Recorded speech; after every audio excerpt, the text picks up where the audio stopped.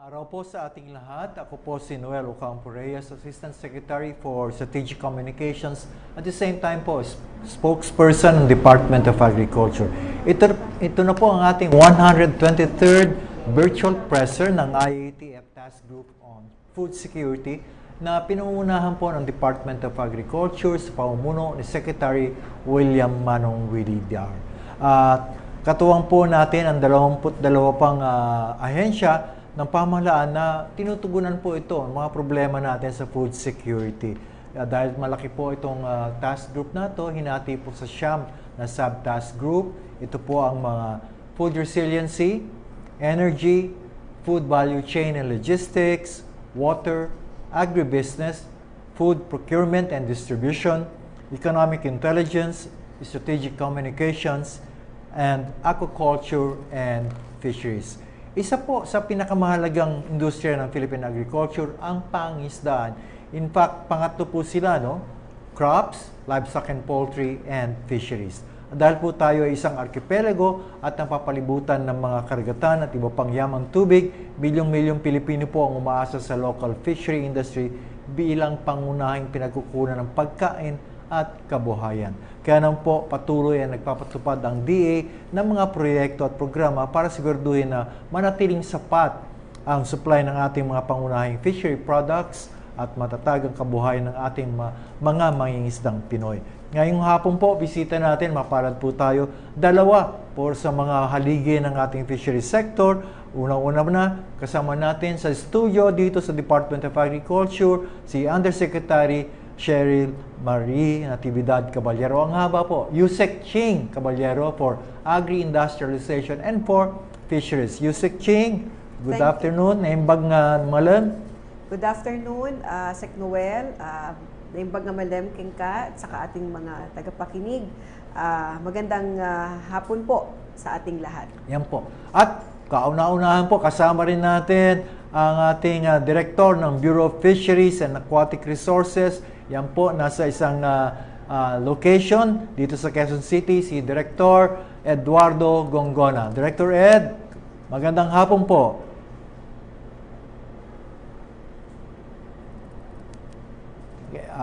Okay, may problema lang po sa audio niya. Pero magandang hapon po, Director Ed.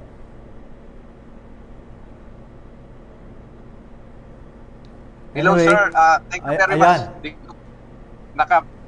Naka-mute pala ako. Thank you very much, Sir Noel, and good afternoon sa lahat. At binabati ko po ang aking boss, si Jose Caballero. Thank you for congratulations for another promotion. Thank you very much. And po. Okay. Sige, maraming salamat po. Ang binabanggit po kanina ni Director Gongona ay nabigyan pa po ng dahil sa galing po ng ating Yusek Ching Caballero, binigyan pa siya ng karagdagang konti lang naman, Undersecretary OIC po ng Consumer Affairs. Ito po, tamang-tama ito dahil ang isda po isa sa mga mahalagang produkto na kailangan talaga ay makarating sa ating mga consumers. So, yan po. Una-una po, Yusek Ching, kumusta naman po ang ating fisheries sector ngayon? Yes, magandang tanong po yan.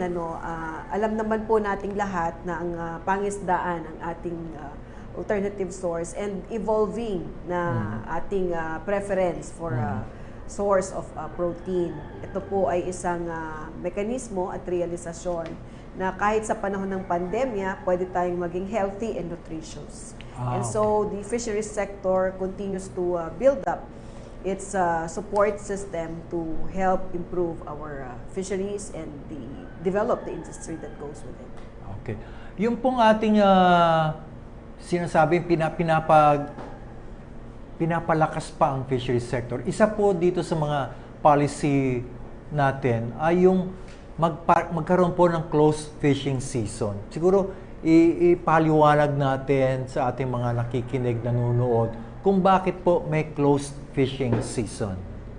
Okay, yung atin pong closed fishing season ay isang mekanismo para po natin i-implement yung ating conservation and sustainability measures. Alam naman po natin na ang capture fisheries na galing sa marine ay parang hunting po yan. So we capture, no? we do fish in the open sea. And for us to be able to sustain yung ating fish stocks, tayo po ay nag-observe ng closed fishing season sa 5 lugar. For sardines and small pelagics, meron po tayo dito sa Davao Gulf. Ayan po, makikita from natin. June 1 to August 31. Okay, dito Sa po Palawan Waters naman po, meron tayong November 1 to January 31. Ayan po. Visayan Sea, 15 November to 15 February. Sa Basulta and Zamboanga, Sibugay, December 1 to March 1. And Ayan. for Ludong, kumakain ka ng Ludong, ito po. Noel, no? Ayan So, po, meron din President's tayong conservation measure dyan sa Cagayan Valley from Ayan. October 1 to November 15. Yan po. So again, ibig sabihin, kahit na po karagatan tayo, hindi po, kumbaga, infinite. Di ba? O, tama ba ako? Opo.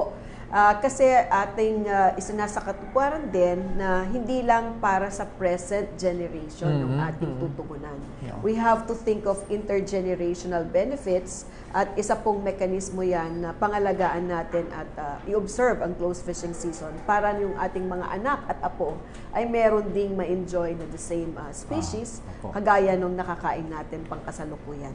Opo. Yan po.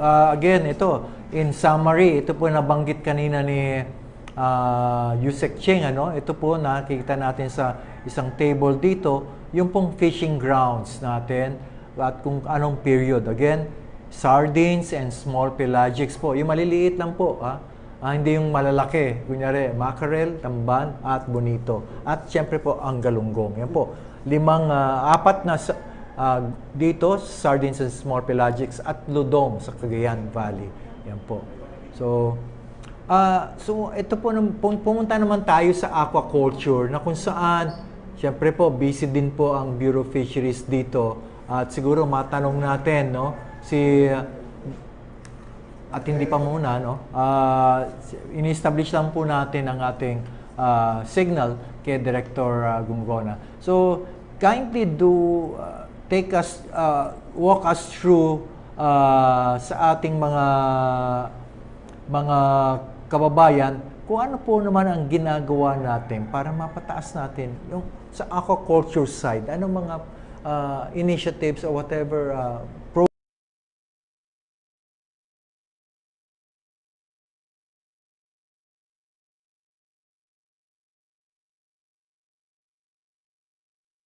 $402.13 metric tons to a little lower of 170.97 metric tons. So, ganun din po yung ating sa ring net, umakyat din po from 170 metric tons to 285.32 metric tons noong 2019. So, ito po, pinapakita na yung ating closed fishing season ay nagbubunga ng magandang harvest sa ating mga pangisdaan. Mga kaibigan, no, may kaibigan, may isang testimonial nga rin po, sardine fisherman doon sa ating sa Zamboanga. Dati, nalagyan ng sardinas maliliit. Nung nag-close fishing season, kailangan ilakihan nila yung lata kasi lumaki na rin yung sardinas. Okay. So again, bumabalik po ngayon si Director Gungona. Direk, kumusta na po kayo dyan? Ayan, audio po, audio. Okay, sige. Yes sir, good afternoon po ulit. Thank you.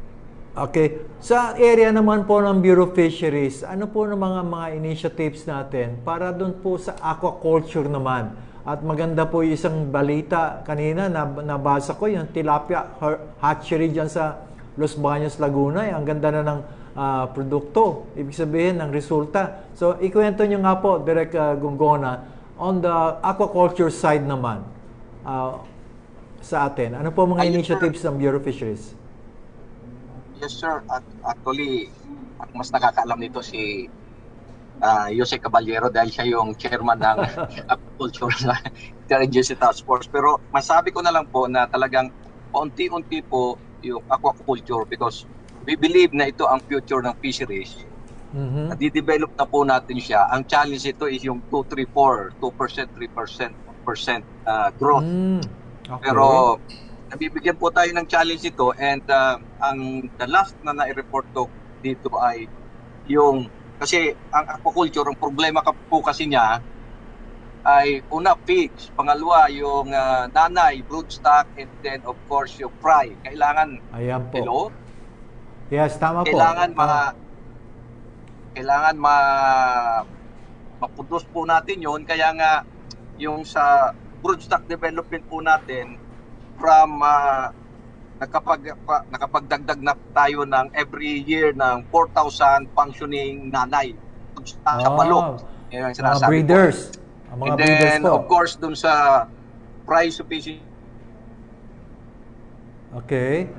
Sa nursery po, yung mga nursery, siguro napuputol po si ano. So, ang ibig niyan sabihin ni Director Gongona, mula po dun sa breeding side, pagdating noon, mga anak yun, punta naman tayo sa nursery o hatchery, mga ganyan. And then, finally, sa grow out. So, yun po ang ini-ensure natin. Siguro, madagdagan nyo, Yusek Ching, on that side, on those three, no? Yes, Breeding, hatchery, and nursery. Sige po. Siguro, i-contextualize natin na meron tayong integrated aquaculture framework. Okay. Sige. So, ang kabuuan po niyan ay tinitignan natin yung pangangailangan ng supply chain. No? Okay. Mula sa breeding and genetics, nabanggit kanina yan, nursery, grow out, harvesting, processing, and even to marketing. Yes. At siguro isang kaalaman lang po na in terms of the production area, base dun sa ating mariculture program, we have 30,000 hectares available for mariculture parks, and we have 117 mariculture parks all over the country. This can be tapped to be the grow out for this aquaculture. Yes, Asek Noel.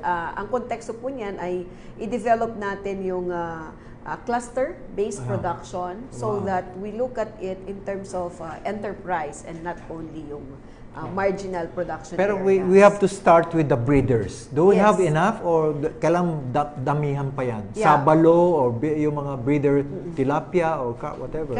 Kagaya ng nabanggit kanina ni Director Gongona, may investment ang DA, BFAR.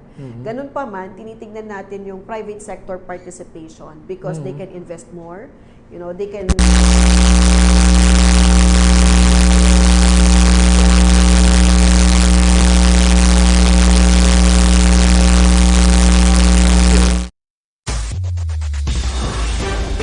Balitaang mapagkakatiwalaan sa inyo hanggang Sabado at Linggo. Ulat Bayan Weekend. Ang mga kaganapang sinubaybayan buong linggo, ihahatid ng buong PTV News Team sa pangunguna nila Yusek Rocky Ignacio at Joey Gilas tuwing Sabado at Eunice Samonte, Kenneth Pasyente, Sweden Velado Ramirez at Daniel Manalastas tuwing linggo. Makabuluhang weekend balitaan pagpatak ng alas 6 ng gabi. Dito lang sa PTV. Now we can have a good business model.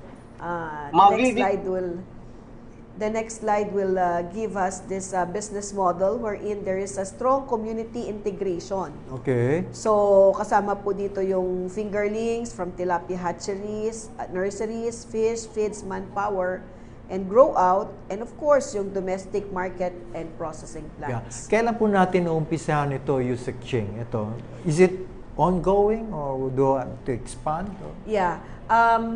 Two-prong yung approach natin, Asek Noel. Una po yung ating community-based aquaculture. So you have your mariculture parks in partnership with your local government units. Yeah. So kaakibat po natin dyan ng LGU dahil sila po ang nagbibigay ng business permit at tinutulungan po natin yung technical assistance doon sa pangangalaga ng mariculture Yan park. po.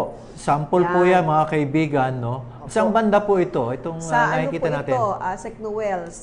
Ito ba yung Tacloban area? Hindi. I think this is in Sual, Pangasinan, if I'm not mistaken. This photo was shared to us by Fisher Farm. Okay. Yes. Ang ganda po, mga kaibigan, no? Yung mga taga Pangasinan dyan, Sual, naku, it's a very rich fishing ground. Kung baga sa ang gandang investment area. Ha? Yes, Asek Noel. In fact, kasama din po natin sa tugon yan sa ating mga mangingisda along the West Philippine Sea. So, it's one way of augmenting. The Suwal model can be replicated in coves or bays or something? Yes, Asek. Meron din po tayong expansion ngayon sa Anda, Pangasinan. Anda, Pangasinan. Oo, and we also are working with LGUs naman doon po sa ating oyster production. Karamihan dito, western part, Western Luzon, West West Philippine Sea. West Philippine Sea. Itong side na ito. But of course, we have Panabo, which was the Davao. model of this mariculture park in Davao.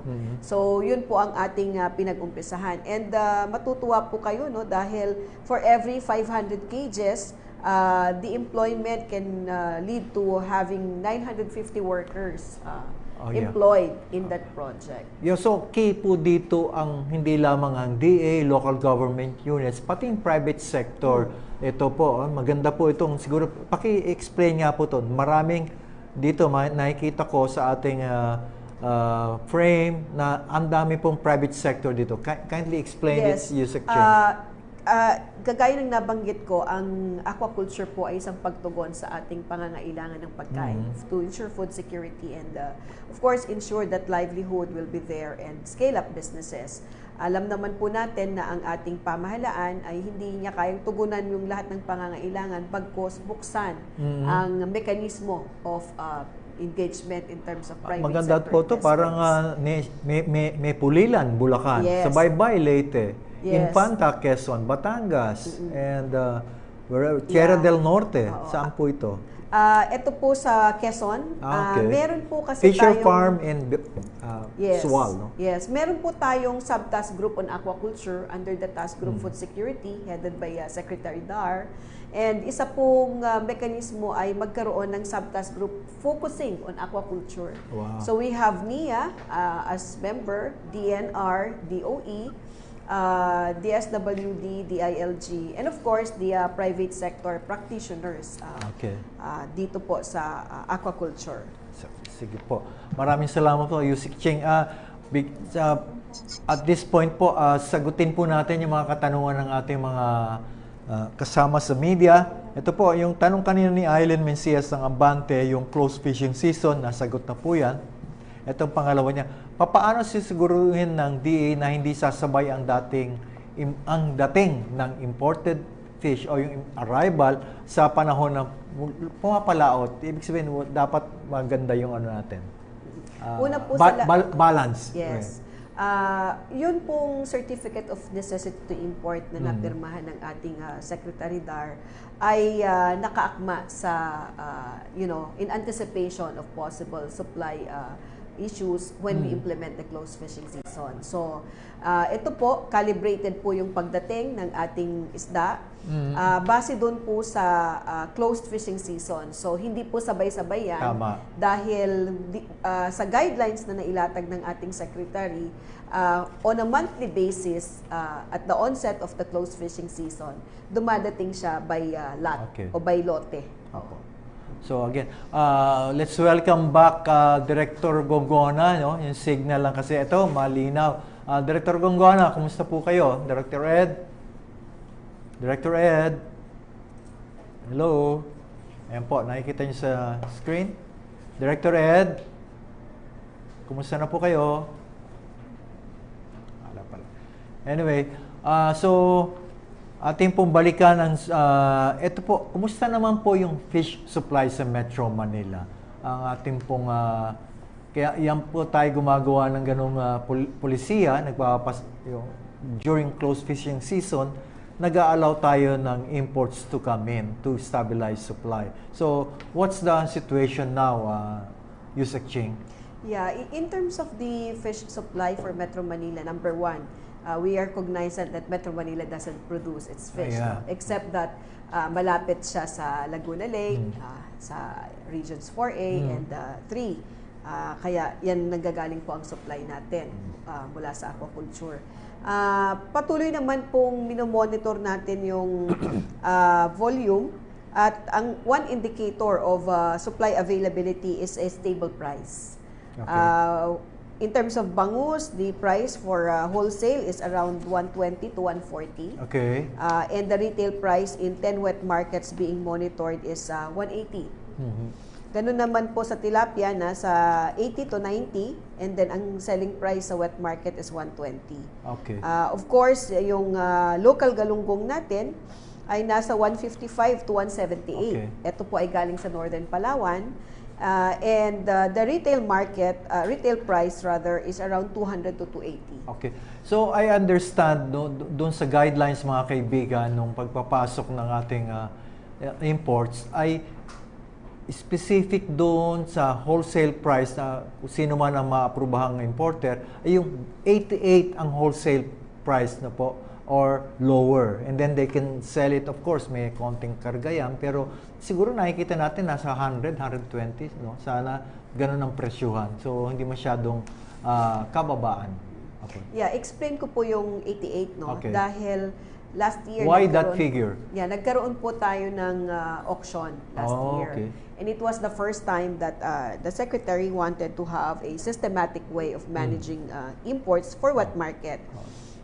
Mindful naman siya na ito maapektuhan ng konti during the close fishing season ang ating supply. So, in that auction, nagkaroon po tayo ng unbundling of cost. Okay. So, tinignan po ng ating technical working group sa BFAR at in consultation with the bidders, at lumabas doon na ang 88 ay ang wholesale price doon sa Navotas Fishport last year. So, with that, that amount became the benchmark because we know that importation is being considered to address inflation. Therefore, it should translate to lowering down of cost or prices of our basic commodities. Okay. So, ito po, magandang tanong ito naman kay Kristen Cudis ng Philippine News Agency. Meron pa bang incentive para mag-invest sa aquaculture? Ito po, to increase aquaculture production for our local governments, for our farmers, and commercial sector? Yes, Asek Noel, magandang tanong yan, no? Dahil nga finormalize na natin yung subtask group on aquaculture, tinitignan natin yung mekanismo para sila ay they can avail of fiscal and non-fiscal incentives under the CREATE Act.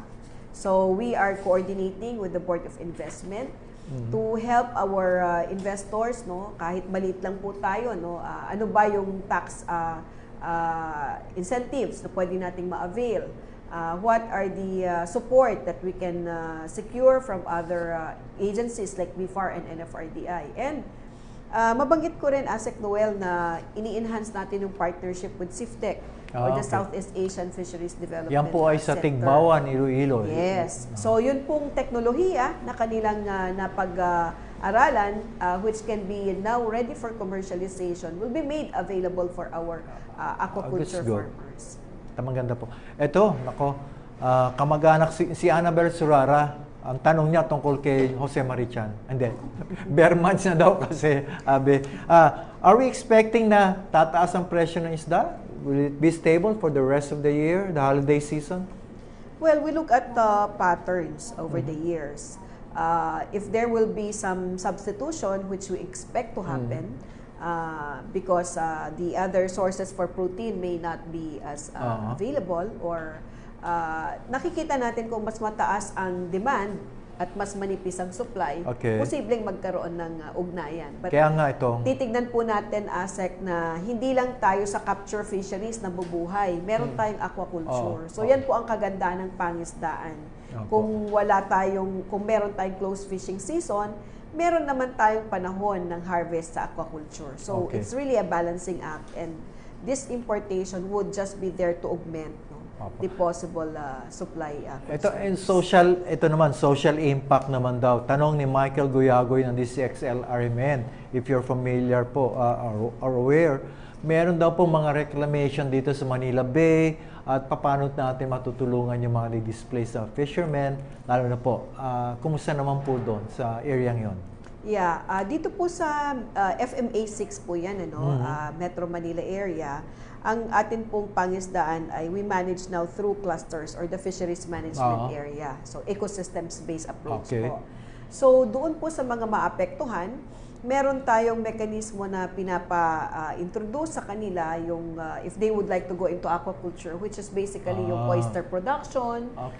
Meron po tayong training na ginawa with NFRDI and with the SIPAG Foundation to to promote, no? Paano paano sila mahihikayat? Tatawag ba ang ating mga, o punta tayo dun sa area nila? Siguro po, nandun din sa interest ng tao, dahil lahat naman tayo halos ay digitally connected, pwede lang po nilang tingnan yung Facebook ng BFAR at doon sila pwedeng mag-private message at kami po ay babalik sa kanila para makipag-ugnayan. Nako. Napakabilis ng oras natin. Napakalawak po kasing lawak ng arkipelago ng Pilipinas ang fishery sector ang tanungan natin. So, Yusek Ching, ito, hindi na natin na si Director Ed Gungona, pero final message again, napakaikli. Balik ka ulit, ha? Basta ikaw, Asek Noel, at sa ating mga tagapanood at suki dito sa ating virtual presser sa DA, gusto po natin iparating ngayon na September is the Manamo Month. Or yung ating Maritime and Archipelagic Nation Month. So, meron po tayong paghahanda para tayo ay maging mulat, maalam, at participatory sa ating pag-promote ng ating pagkabansa bilang isang nation of archipelagic country. So, we enjoin you to visit the websites of DA, of BFAR, and other agencies of government kasi concerted effort po ito para i-promote natin ang ating Philippine seas for the present and future generations. So, ang theme po ay Our Seas, Our Livelihood, Our Heritage, Connecting Lives and Nations. Okay, thank you po. Dako, Director Ed. Hello, Director Ed. Sige po, magsalita niyo po kayo. Audio. Magsalita lang po kayo. Okay na po ako. Thank you very much. Explain na po maigi ni Jose Caballero. Pasensya na po kayo. Sa susunod po, kayo naman ang live. Anyway, kindly, yung final message on your part. Gaya na po, yun na po yung sinabi ni Jose Caballero, yun na po yung aking message din. And ako lang po ay taga-gawa, taga-implement at kami sa BFAR. So, anytime po, we are, sabi nga ni Secretary, support lang po kami sa mga programa. Thank you very much and good afternoon. Yan po, hindi po lang talagang napakahalaga po ng operations man, kagaya po ni Director Eduardo Gongona ng Bureau of Fisheries. So again, maraming salamat po Director Ed and Yusek Ching. So sa aming pagtatapos, muli kami nagpapaalala sa lahat na dapat po ay tuloy-tuloy ang daloy ng pagkain, kasama na po ang isda at iba pang essential inputs para po sa food and fishery production. Sa patuloy nating pagharap sa hamon ng pandemya, magtulungan po tayo para masiguro ang delivery ng mga pagkain, isda, gulay at karne at iba pang agri-fishery products mula sa production centers, pangisdaan, patungong pamilihan at sa ating hapagkainan. Let us be one in ensuring that all Filipinos will have access to safe, quality, and affordable food. Sa lahat po na magsasaka at mangingisda sa buong bansa, gayon din at iba pang food production partners ng pamahalaang Duterte, nakatuwang natin sa masiguro na may sapat at abot kayang pagkain para sa lahat. Maraming salamat po sa inyo. Gayon din ang aming taus-pusong pasasalamat sa lahat ng miyembro ng 1DA family. Ipagpatuloy po natin ang sama-samang pagkilos tungo sa isang food secure and resilient Philippines with empowered and prosperous farmers and fishers. Sa ating pong bossing dyan, Secretary Martin Andanar, SecMart, sa Radyo TV Malacanang, PTV4, Radyo Pilipinas, at syempre po yung pinangungunahan niyang PCOO. Maraming salamat po sa pagkakataong ibinigay niyo sa amin 2 beses sa isang linggo, Martes at Huwebes. Huwag niyong kalimutan, 2:30 to 3 o'clock po dito sa PTV4 at syempre po sa website ng ating Department of Agriculture at RTBN.